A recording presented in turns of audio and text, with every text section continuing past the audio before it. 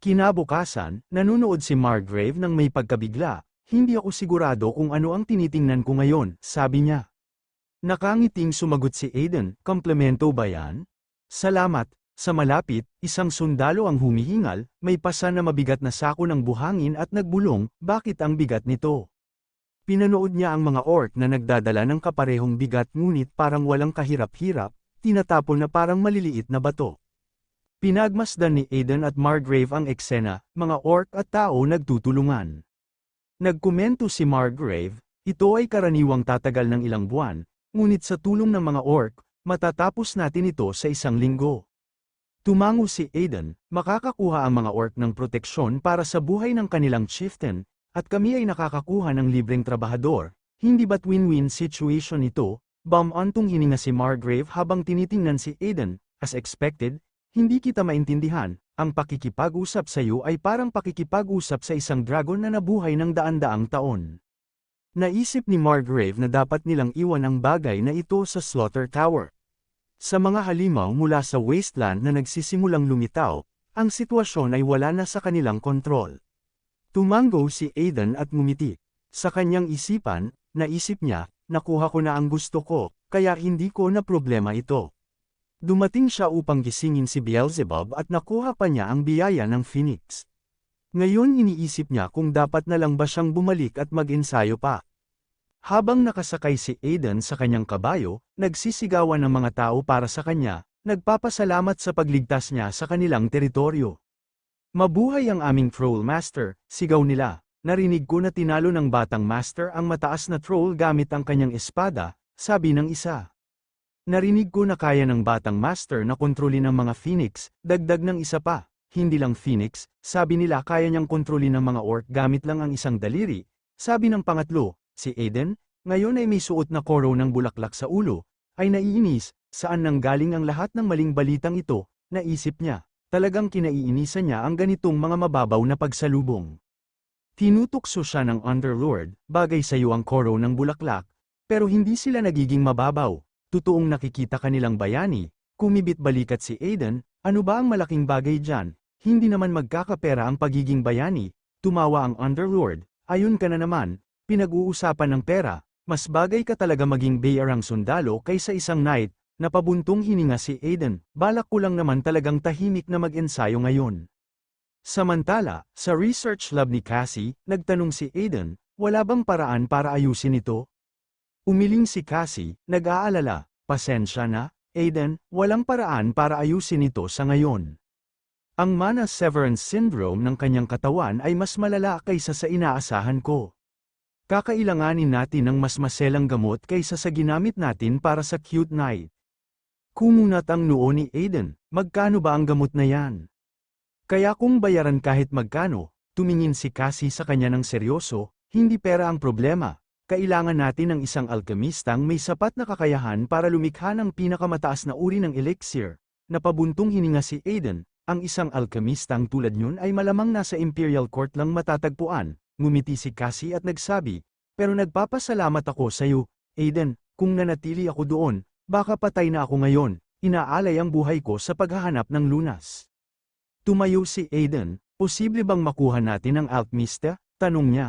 Nagtakang tumingin si Cassie, hindi mo ba narinig, ang alkemistang tulad niyon ay napakabihira, bumalik ng tingin si Aiden sa kanya, may alam ng ngiti, kilala ko ang isa, huwag kang mag-alala. Hintayin mo lang ako, dadalhin ko siya dito.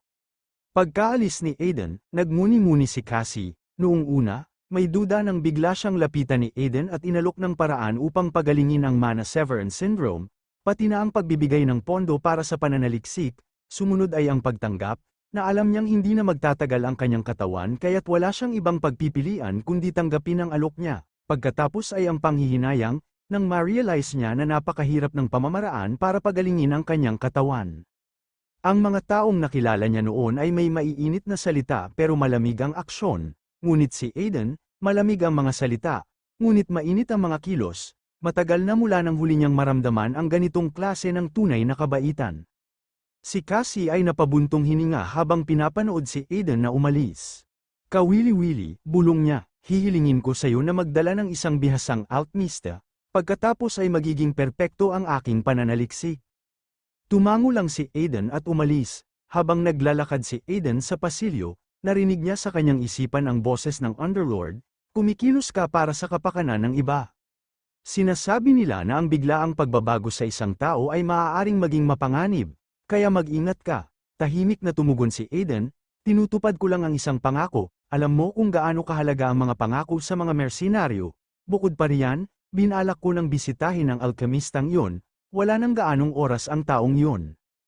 3 araw ang lumipas, dumating si Aiden sa Mark Ellen City, ang pinakamalaking lungsod ng malayang kalakalan ng imperyo na abala sa buhay. Ang saya-sayang lungsod, naisip ni Aiden, nalito ang Underlord at nagtanong, "Ito ba ang ibig mong sabihin sa lungsod?" Ngumiti si Aiden, isang mainit na lungsod kung saan lahat ay nagtatrabaho ng husto. Minsan nang naglaho ang lungsod na ito dahil sa isang pag-atake ng baliw na dragon. "Tila ako lang ang nakakaramdam ng kakaiba na nandito pa ito." Pinilit pa ng Underlord, "Nasaan na ang bihasang alkamistang na binanggit mo?" Naging seryoso ang ekspresyon ni Aiden, "Mahahanap ko rin ang daan doon. Tumahimik ka lang muna." Samantala, sa slum area sa labas ng Mark Ellen City, 3 lalaki ang nambubuli sa isang ika-4 na lalaki. Ang pinuno ng 3 ay nag-clench ng kanyang kamao at sumimangot, "Bakit hindi mo pa naihanda ang mga produkto ngayon?" Ang lalaki sa harap niya, nanginginig sa takot, ay nauutal, "Gaano man ako kabilas magtrabaho, isa lang ang kaya kong gawin sa isang linggo.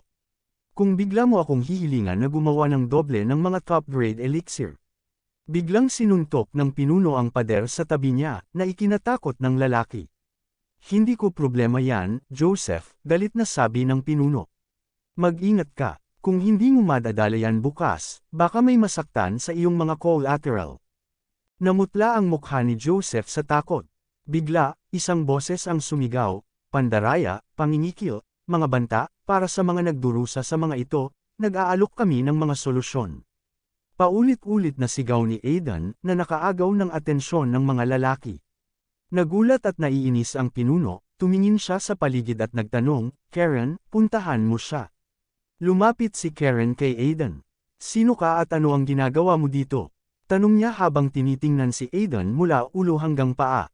Ngumiti si Aiden, "Hindi mo ba ako kilala?"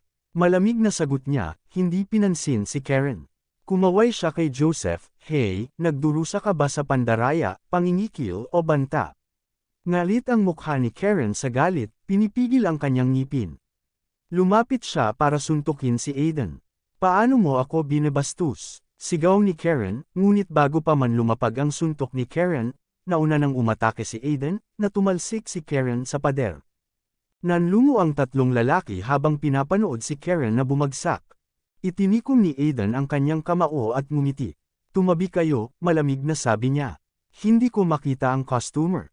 Biglang nagalit ang pinuno ng grupo at sumugod kay Aiden. "Paano mo naisip na guluhin ang mga tao ko? Papatayin kita," sigaw niya. Madali namang naiwasan ni Aiden ang atake, isang ngiti ang long arrow sa kanyang mga labi. Hinawakan niya ang pantalon ng lalaki at hinayla ito pababa, na nagbunyag ng isang pares ng cute na boxer shorts. Namula ang mukha ng lalaki sa kahihiyan habang tumatawa si Aiden, "Ano to? Ang cute ng mga panty mo." Pang-asar ni Aiden. Galit na sumigaw ang lalaki, "Mukha kang troll na gago." Biglang nawala ang ngiti ni Aiden at kumunat ang kanyang noo. "Ano yung sinabi mo?" Galit na tanong ni Aiden. Tinaas ng lalaki ang kanyang espada at tumitig kay Aiden. "Akala mo ba pwede mong guluhin kami? Kami ang Cerberus, ang mga nangungunang predator sa Mark Ellen City. Patay ka na." Iniwas-iwas niya ang espada, ngunit sa gulat niya, nabasag ang talam nito laban sa depensa ni Aiden. Hinawakan ni Aiden ang lalaki sa kwelyo at walang kahirap-hirap itong iniangat. Ang lalaki, ngayon ay kitang-kitang takot, nauutal na nagsalita, sino ka?" Biglang nilamon ng aura ang espada ni Aiden, ang mga mata ng lalaki ay lumaki sa takot, "Di paano mo ginagamit ang espada na yan?" Dumilim ang mukha ni Aiden, "Malabo siguro ang mga mata mo kung iniisip mong mukha akong troll. Swerte ka at tinatapos ko ito ng madali." Narinig ni Aiden ang boses ng Underlord na nagbiro sa kanyang isipan, "Ikaw ang unang taong nakita kong gumamit ng Beelzebub ng ganito." Hindi pinansin ni Aiden ang komento ng Underlord, at bumaling kay Joseph na nanginginig pa rin. Kumusta, kailangan mo ba ng tulong? Tanong ni Aiden, kalmado pero puno ng awtoridad ang kanyang tinig. Nag-aalok ako ng serbisyo sa makatwirang halaga. Nakatingin si Joseph sa kanya, gulat at litong-lito, isang aura-awakened na swordsman ang nag-aalok ng tulong sa murang halaga. Tila sobrang ganda para maging totoo. Hindi ka ba maghihingi ng kung anumang baliw na bagay mamaya? Tanong ni Joseph, hindi sigurado kung magtitiwala kay Aiden, pero dahil wala nang ibang opsyon, napilitan siyang pumayag. Sige, tulungan mo ako.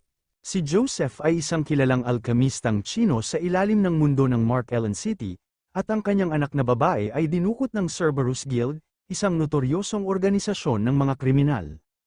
Bumalik sa alaala ni Joseph ng isang masakit na sandali, nakikita pa rin niya ang kanyang anak na si Ellis na hinayla ng mga miyembro ng Cerberus Guild. Ang mga takot na sigaw nito ay umalingaw-ngaw sa kanyang pandinig, "Itay, Itay!" Si Joseph, puno ng galit at takot, ay sumigaw ng pangalan nito, sinubukang abutin ito, pero walang magawa laban sa guild. Ang boss ng Cerberus Guild ay nakangisi sa kanya, puno ng pang-uuyam ang boses nito, dati kang alkemistang Tsino sa isang kakaibang lugar, hindi ba? Kumikinang ang mga mata ng boss sa kasakiman habang nagpatuloy ito. Ganito ang kasunduan, bigyan mo kami ng elixir pill kada linggo, at poprotektahan namin kayo ng anak mo, magandang deal na yan, lalo na't delikado ang lugar na ito. Nakaramdam si Joseph ng mga luha sa kanyang mga mata habang pinipigil ang galit, lasang mapait ng kawalan ng kapangyarihan ng kanyang bibig. Sa kasalukuyan, bumalik si Aiden sa kamalayan ni Joseph. Sa nakaraang buhay ko, ginawa ni Joseph ang mga pills na yun ng maraming taon, malamig na sabi ni Aiden, pero nang malaman niyang patay na ang anak niya, lumapit siya sa akin para sa paghihiganti. Di nagtagal, sinundan niya ang anak niya sa kamatayan, pero ibang buhay yun. Sa pagkakataong ito, hindi pa huli ang lahat. Naglaho ang pag-asa sa mga mata ni Joseph habang tinitignan si Aiden, ibibigay ko sa iyo ang kahit ano, pagsusumamo ni Joseph, pakiusap, iligtas mo ang anak ko, ngumisi si Aiden, nagpapakita ng kumpiyansa, syempre, Mr. Joseph, pero tandaan mo, dapat tuparin mo ang pangako mo na ibigay sa akin ang kahit ano na hihingin ko. Habang nagsasalita si Aiden, muling bumalik ang boses ng Underlord sa kanyang isipan, sabi ni Beelzebub, ikaw ang unang taong nakita niyang may mas malakas na kapangyarihan ng gluttony kaysa sa kanya. Lumaki pa ang ngisi ni Aiden, makatwirang kasunduan yan, naisip niya. Habang nag-uusap sina Aiden at Joseph, isa sa mga tauhan ng Cerberus Guild ay nagtangkang magtago palayo. Napansin siya ni Aiden at tinawag, "Hoy, saan ka pupunta?" Nang inag ang lalaki, nagulat. Lumapit si Aiden, nanlilisik ang mga mata. Akala mo ba pinalaya kita ng walang dahilan? May mga tanong ako, pero duda akong sasagutin mo yun ng kusa. Kaya magsisimula tayo sa ilang suntok. Agad na nauutal ang lalaki, hindi, sasagot ako agad. Pero sinuntok pa rin siya ni Aiden, pinapakita na hindi siya nagbibiro. Samantala, sa headquarters ng Cerberus Guild, ang pinuno nitong si Ankol ay tumatawa sa kanyang opisina, may hawak na 2 pills ni Joseph. Sa pagkakataong ito, dapat makakuha tayo ng magandang kita, nakangising sabi ni Ankol. Siguro, kukuha na lang ako ng isa para sa sarili ko, mabuti kasi sa katawan, biglang bumukas ang pinto, at napatingin si Ankol, nagulat, sinong naglakas loob na pumasok sa kwarto ko nang hindi kumakatok, galit na tanong niya, pero napalitan ng pagkamausisa ang kanyang galit nang makita ang pumasok, dinala mo ba ang pills ni Joseph? Tanong ni Ankol, umaasa ng positibong sagot. Nanginginig ang miyembro ng Cerberus Guild, hindi makapagsalita, nanlalaki ang mga mata sa takot. Napansin ng pinuno ng guild ang kanyang ekspresyon at nagtanong, bakit ganyan ang mukha mo? Bago pa man makasagot ang lalaki, biglang lumitaw si Aiden sa pintuan, ang kanyang presensya ay nangingibabaw, nahanap kita, sabi ni Aiden na may pilyong ngiti. Si Ankol ay naguluhan at agad na naging defensibo, sino ka? Ikaw ba ang may gawa nito sa mukha ng tauhan ko? Tanong niya, itinuro ang mga pasa at sugat ng guild member. Sumimangot si Uncle, mukhang wala kang utak para pumasok sa lungga ng tigre ng ganito. Hindi ko alam kung ano ang hinahanap mo, pero hindi ka makakalabas ng buhay. Inilabas niya ang isang maliit na artifact, mayabang ang mukha. Ito ay isang emergency alarm artifact. Sa oras na lagyan ko ito ng mana, nandito na agad ang mga tauhan ko, pagmamalaki niya. Inactivate niya ang artifact, pero walang nangyari. Ang pagmamalaki ni Uncle ay napalitan ng pagkalito.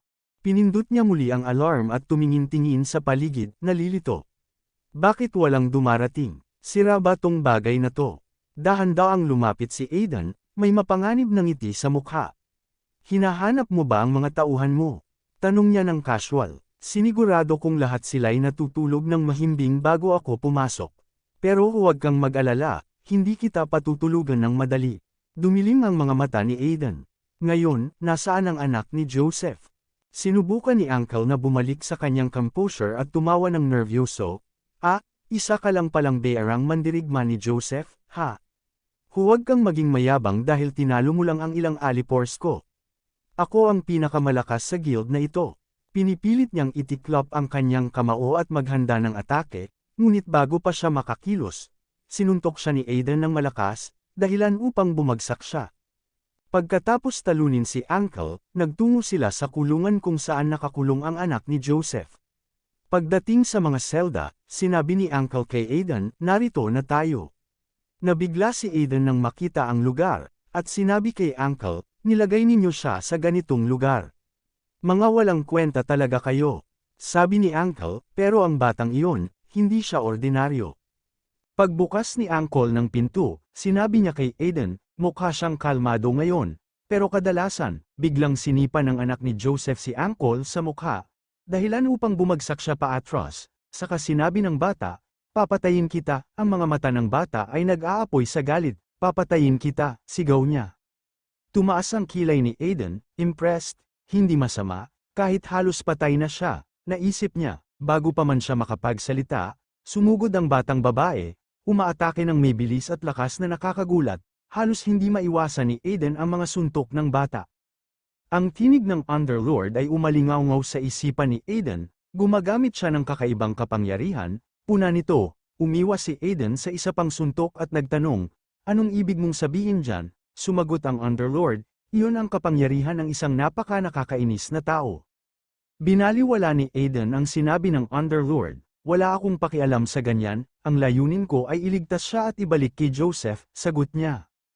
Patuloy pa rin ang pagsisigaw ng batang babae, puno ng takot at galit, dalhin mo ako sa tatay ko, gusto kong makita ang tatay ko, umiyak na sabi ng bata, lumapit si Aiden, kalmado pero matatag ang boses, makikita mo ang tatay mo, sabi niya.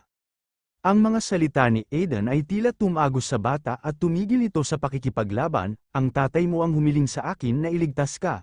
Patuloy ni Aiden, mas banayad na ang tono, umuwi na tayo. Napuno ng pag-asa at hindi makapaniwala ang mga mata ng bata, hinawakan niya ang kamay ni Aiden, tumitingin sa kanya ng may luha sa mga mata, talaga bang makikita ko na si tatay? Tanong niya, nanginginig ang boses, ngumiti si Aiden at tumango, oo, umuwi na tayo.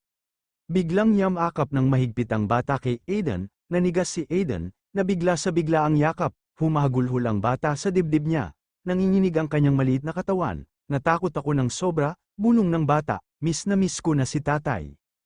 Pinalo ni Aiden ang likod ng bata, awkward na ang kilos pero lamambat ang boses, nakakatakot nga siguro na maiwan ka dito mag-isa, sabi niya, pero ligtas ka na ngayon, puntahan na natin ang tatay mo. Habang palabas sila sa madilim na kulungan, pinapanood sila ng Underlord, may malalim na iniisip, hindi ko akalain na may kakayahan ka pang magpakita ng habag, puna nito. Tiningnan siya ni Aiden, may bakas ng iritasyon sa mga mata, ano sa tingin mo ako? Nagkibit balikat ang Underlord, parang kakaiba lang ito kumpara sa kung sino ka sa dati mong buhay, sabi niya.